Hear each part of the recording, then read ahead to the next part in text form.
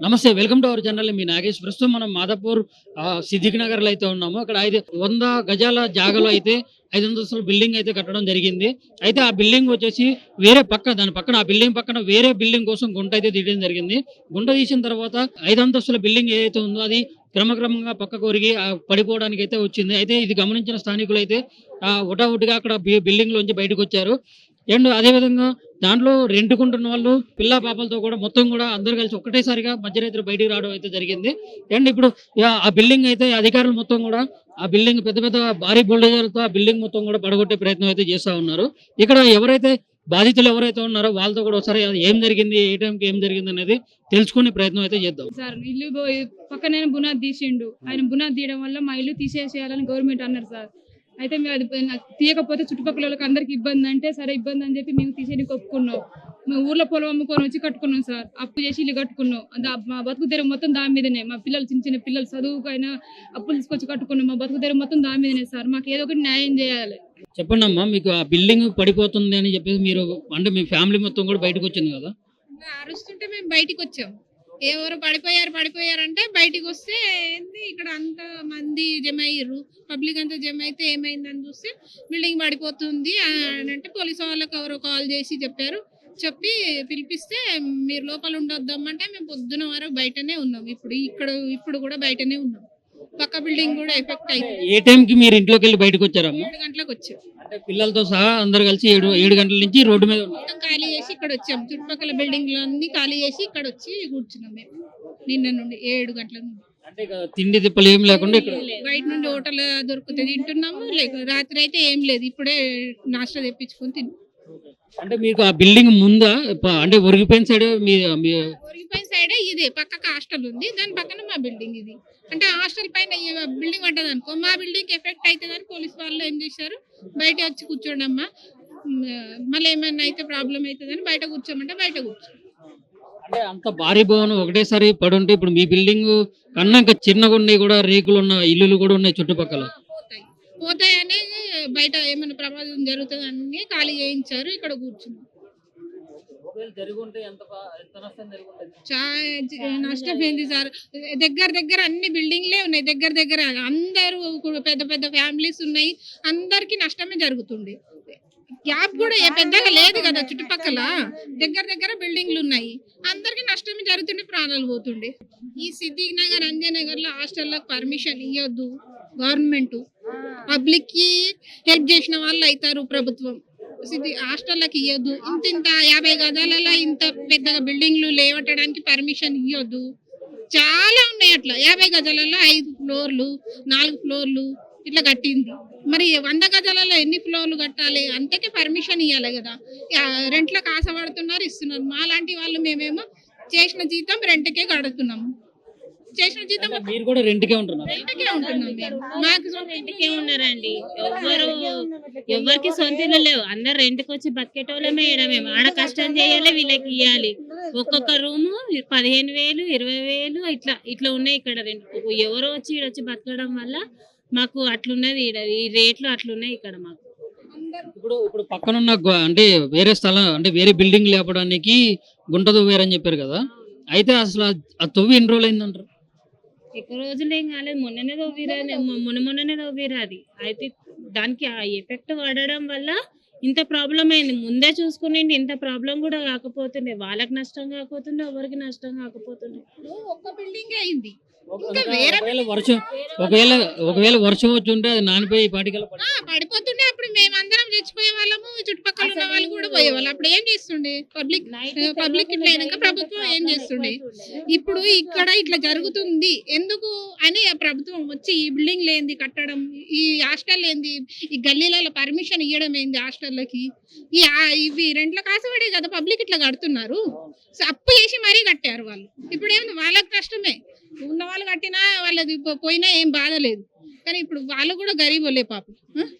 మాలాంటి వాళ్ళు ఎంతో రెంట్ కట్టాలన్నా కానీ ఇబ్బంది. ఇప్పుడు బిల్డింగ్లు లేపుతున్నారు, రెంట్లకి ఇష్టం వచ్చినట్టు రెంట్లకి ఇస్తున్నారు. మేము ఎట్లా బతకాలి? ఇట్లా కడితే ఇంకా వేరే వాళ్ళకి కూడా ప్రమాదమే. ప్రాణాలు పోతే ఏం చేస్తుండే ప్రభుత్వం? ఏం చేస్తుండే? ఇప్పుడు చచ్చిపోతుంటే నైట్ అయితే మేము అందరం చచ్చిపోతుంటే అయిపోతుంది.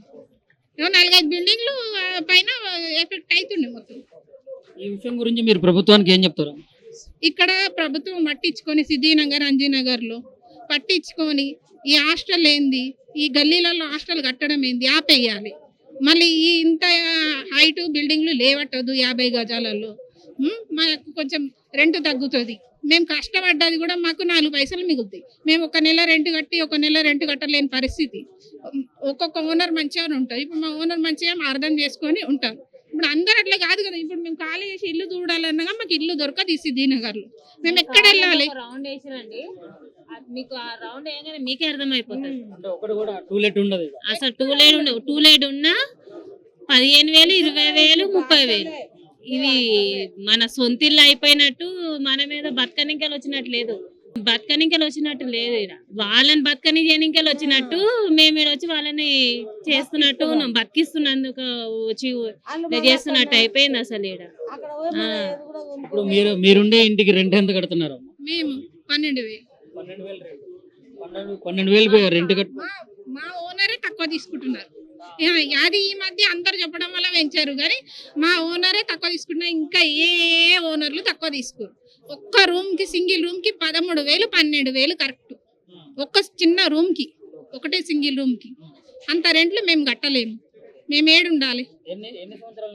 మేము మా 35 సంవత్సరాల నుండి మా ఆయన వాళ్ళు, నా మ్యారేజ్ అయ్యి 11 సంవత్సరాలు అవుతుంది నేను ఇక్కడికి వచ్చి. మా ఆయన వాళ్ళు 30-35 సంవత్సరాలు అవుతుంది ఇక్కడ. ఇల్లు లేదు. ఈ పరిస్థితి ఇంత రెంట్ కట్టాలి.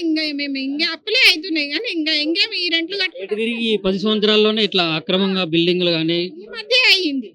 అంతకు ముందు లేదు. నా మ్యారేజ్ అయ్యి వచ్చాక లేదు. ఇవన్నీ ఈ హాస్టళ్ళు, ఈ బిల్డింగ్లు ఇంత లేవటడం, ఇవే రెంట్లు ఎక్కువ అయిపోయాయి. మాకు బతుకుదేరు లేదు. ఇక నేను సంపాదించిందంతా దానికే పోతుంది.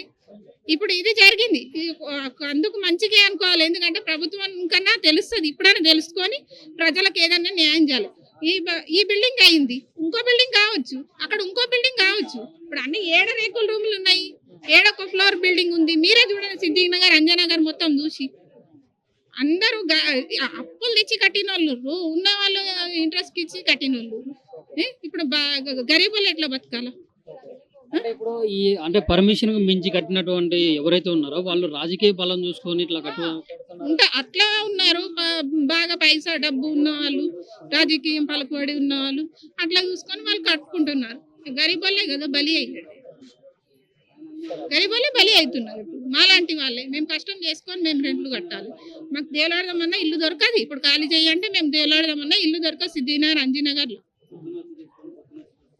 అంటే ఇప్పుడు ఈ చుట్టుపక్కల పెద్ద పెద్ద సాఫ్ట్వేర్ కంపెనీలు ఉండడం, టెక్ మహీంద్రా కానీ, డెల్ కానీ, ఇట్లా పెద్ద పెద్ద సాఫ్ట్వేర్ సంస్థలు ఉండడం వల్లనే ఇక్కడ ఇంత రద్దీ.